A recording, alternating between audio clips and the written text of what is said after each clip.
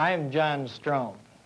This is my film report on Red China, a nation that I think will make more headlines in the next generation than Russia did during the last. It was a memorable experience to me to be the first American correspondent inside Red China, to see firsthand this awakening giant of the Orient. Why did I go to China? Well, let's take a look. China is a tremendous country geographically, as you can see. Rich in natural resources, coal, iron ore all over the country, water power. And when it comes to people, China is the biggest. 1 out of every 4 persons on earth is a Chinese. What I saw was a revolution so profound and far-reaching that it inevitably will leave its mark on China, on the other nations of Asia, and on the rest of the world. And that includes us. For in today's air age, what happens in China is vitally important to us in America. I entered China after a long trip across Russia and Siberia and down into Peking, where I traveled all over the country. I had traveled extensively in China 20 years ago, and since then have logged 70 countries around the world as a foreign correspondent. But none of these experiences prepared me for the changes in China. Communist dictators now run China, but even their sweeping decrees cannot make overnight changes in a nation as big and old as China. So much that I saw was traditional. The rice paddies, masses of people on the move, traffic jams of camels and goats.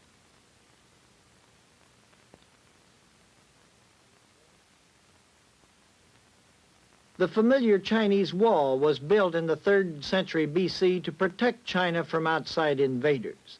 Today, an unseen bamboo curtain seeks to isolate Red China from the outside world. In these temples and palaces of the Forbidden City in Peking once lived the autocratic emperors who ruled China for centuries. But today they are museums to the past.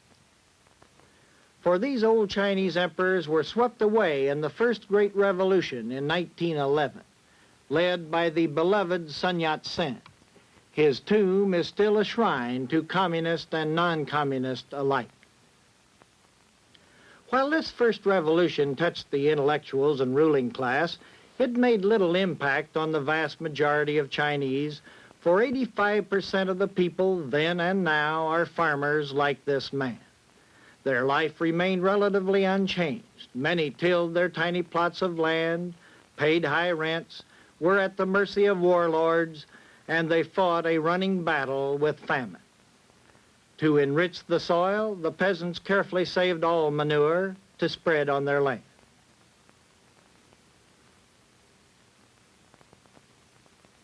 At harvest time, the villagers often joined in a cooperative effort to thresh the millet, with tools as ancient as the Bible.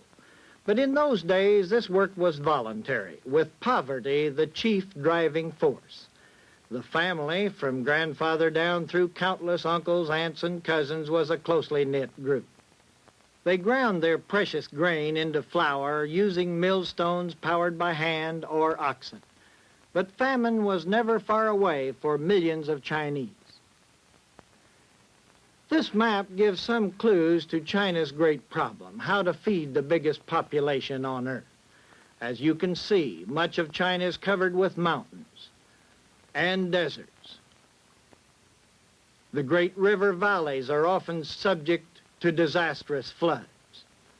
And the population keeps growing.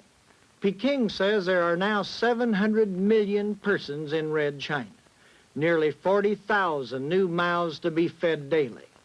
The problem of too many people for too little land was one of the reasons for the Communist Revolution of 1948-49. China is still in the throes of that far-reaching revolution. The communist rulers have attempted to remake this ancient land by persuasion and force, by inspiration and liquidation. The peasants have been herded into super communist units called communes. They were organized along military lines. Each had its own militia. And in the early days of the revolution, the peasants were encouraged to denounce and in many places to kill the landlords so their land could be given to the peasants. But the peasants were then organized into collective farms and finally into communes. And once more the peasant found himself landless. However, bad times have forced the communists to back away from the commune.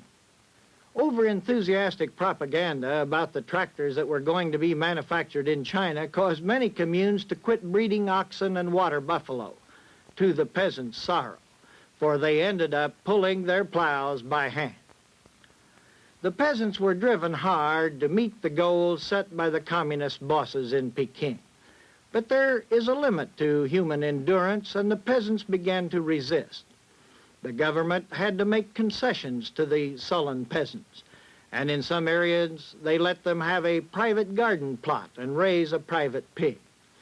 But these concessions were not enough, for China's food production has gone downhill since the Great Leap Forward of 1958 because of bad weather and bad management. Often guards are posted before food supplies such as this corn.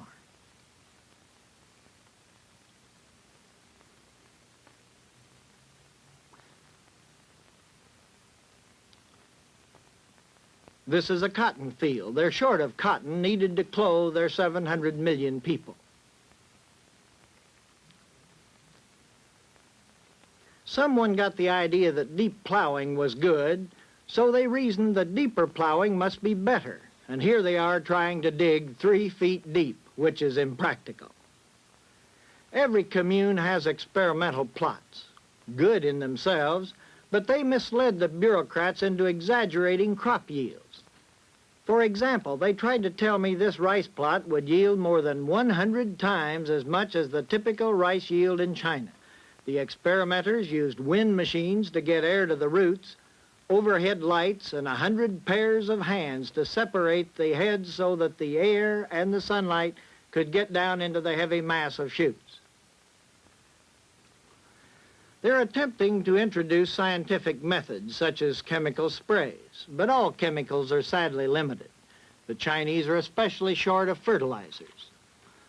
The government knows that it must use irrigation to grow more food.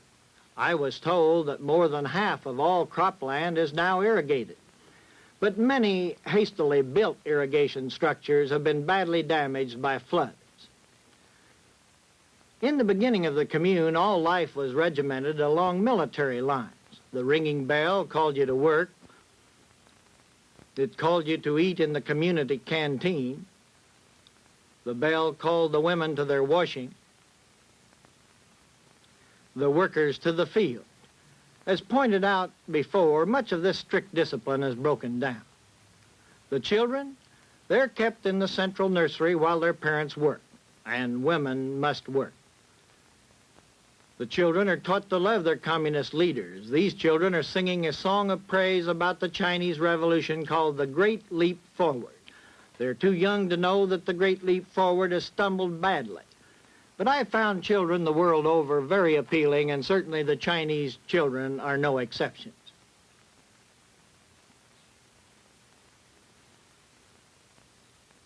The Chinese woman is no longer a slave to her mother-in-law, but she now must work for the all-powerful state.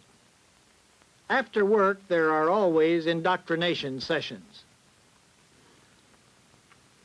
In the early days of the revolution, the bosses kept the people off balance by constantly exhorting them to volunteer for labor to build the new China. There were constant parades from the city to collective farms or to factories. They built railroads, dug canals, did whatever work was needed most at a frantic pace. The people are taught that it is important to learn to work with their hands as well as their heads. This truck pulled 31 loaded trailers through the streets of Peking, a sort of symbol of Red China's ambition to leap overnight into an industrialized 20th century.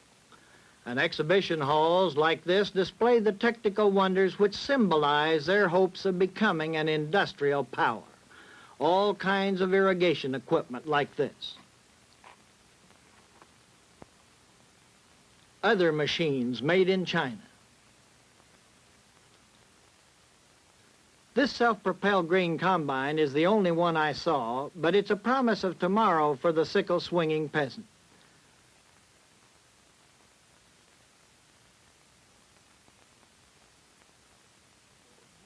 Tractors, including this steam tractor, and this mechanized rice transplanter invented by a peasant, stir the Chinese with pride, for they were made by Chinese hands.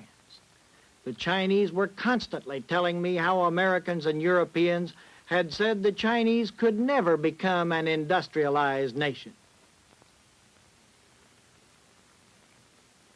China needs iron and steel. In 1943, she made only 1 million tons of steel. China now says she makes 20 million tons. She claims to have doubled steel production in the steel mill that the Japanese built in Manchuria. To the Chinese, as well as to all emerging nations, steel is a symbol of industrial might and international prestige.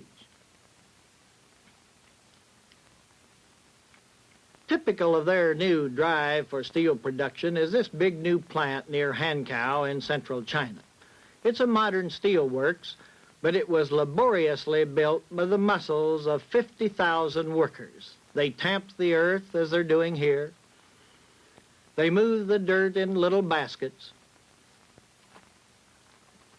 100 men working 100 hours may produce only as much as one machine, but there are millions of workers in China and few machines. China is desperately short of capital and certain resources, so her industrial drive is in trouble. Typical of the ambitious but misguided plans to industrialize China in a hurry was the campaign for little steel. I saw thousands of tiny backyard furnaces where the people were turning out pig iron. The crude furnaces were built of stone and mud. The coal was crushed with stone implements, like this, powered by foot.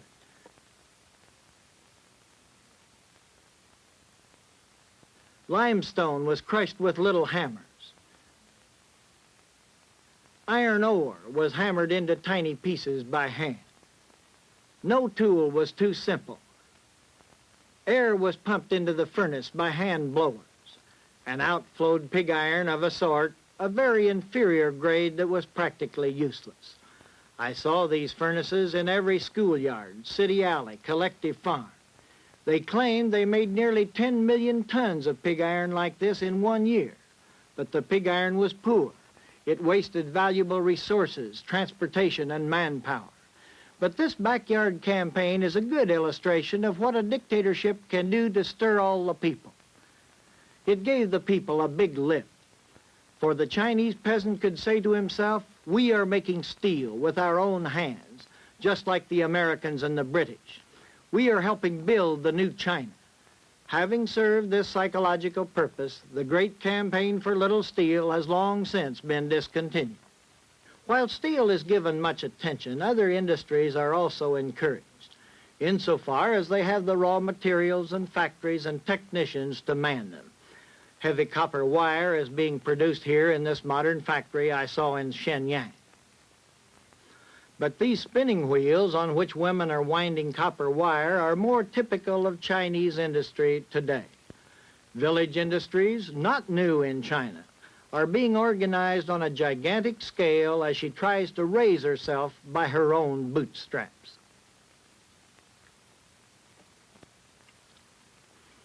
Production quotas are prominently displayed on bulletin boards in factories and on collective farms.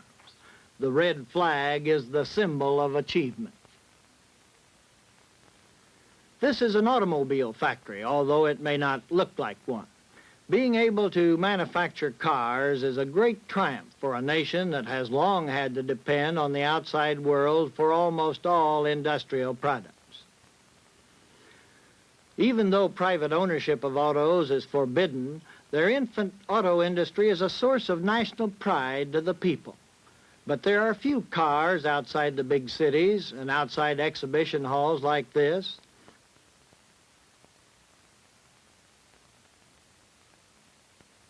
Transportation is mainly a matter of muscle, human and animal. Everywhere you see bicycles, pedicabs, and horse carts.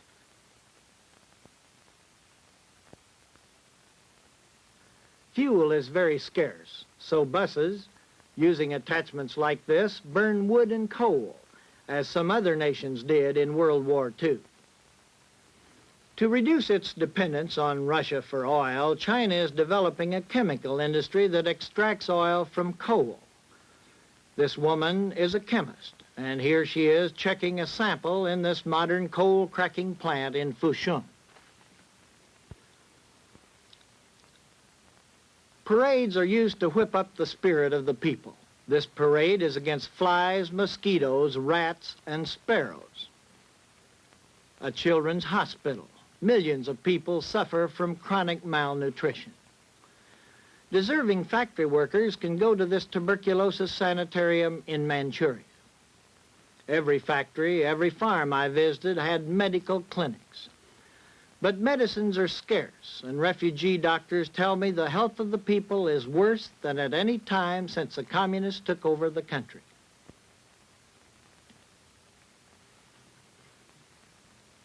Factories formerly stopped work at 10 a.m. and 4 p.m. so everyone could take setting up exercises to music from loudspeakers. But workers are now urged to conserve their energies for work. The Chinese are very sports-minded and have thousands of outdoor basketball courts, although the ball doesn't seem to go through the hoop very often. This is Peking University. The communist leaders are putting much stress on education. They also lay great stress on youth. Propaganda in all forms plays an important role. Posters extol the virtues of the new China, ridicule foreign imperialists. I saw Hate America posters like this all over China.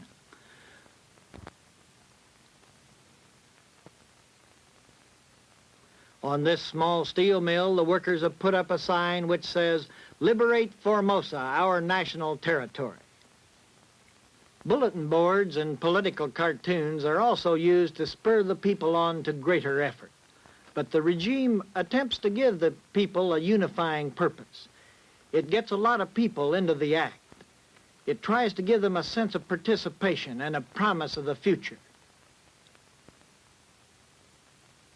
You see it in this parade against imperialists and in an ambitious construction project like this bridge across the Yangtze River. The Chinese insist American engineers told them it could not be built. The Army, too, is employed on massive government projects. These Red Army soldiers are helping build a big dam. Here, a bridge. And here they're working on a new factory building in Tientsin. Peasants who never have seen the city find themselves building sewers in Peking, seeing and hearing new things. When they return home, they carry the message of the Chinese Revolution into their villages. This building was Russia's monument to Chinese friendship. This friendship is cooling today. This war monument celebrates China's long struggle against outside oppressors. We must go it alone, the Red government is now telling its people.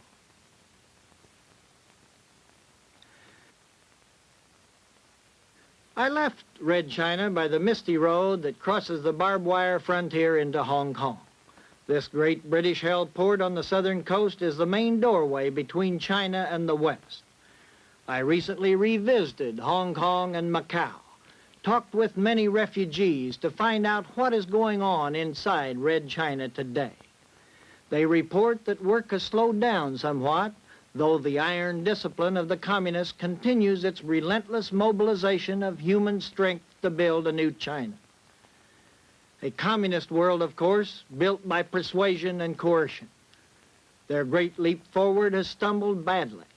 Their food supplies are gravely short. Their population is suffering from disease and malnutrition. Their industrial drive has lost some of its momentum. But the Chinese are a friendly, optimistic, and ingenious people, as visitors to this country will testify. Don't underestimate them. They are making steel, autos, tractors. They're building new apartment houses, bridges, hospitals. They're desperately trying to meet the awesome challenge of feeding 700 million people. The China of today is different and will never again be like the old China. Tradition is being flouted by the communist dictatorship. Even their written language is being streamlined. No one knows where this will lead. But the fact that 1 out of every 4 persons on earth is a Chinese holds vast significance for the rest of the world. And I am sure that we will hear much more of China in the years ahead.